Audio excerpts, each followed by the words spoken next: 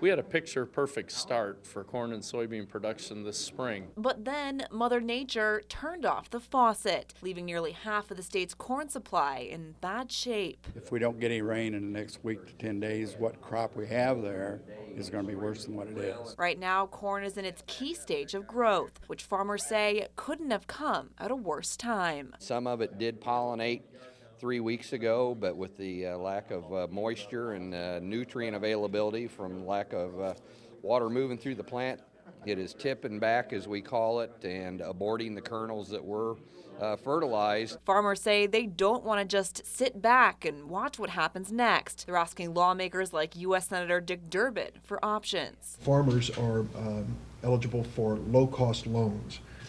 That is money that they can borrow until their crop insurance pays later in the year. Some farmers are also eligible for direct payments later in the year. But the problem is they need money now. The new farm bill that we passed in the Senate is a different bill.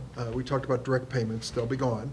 But the crop insurance program in there is still very strong.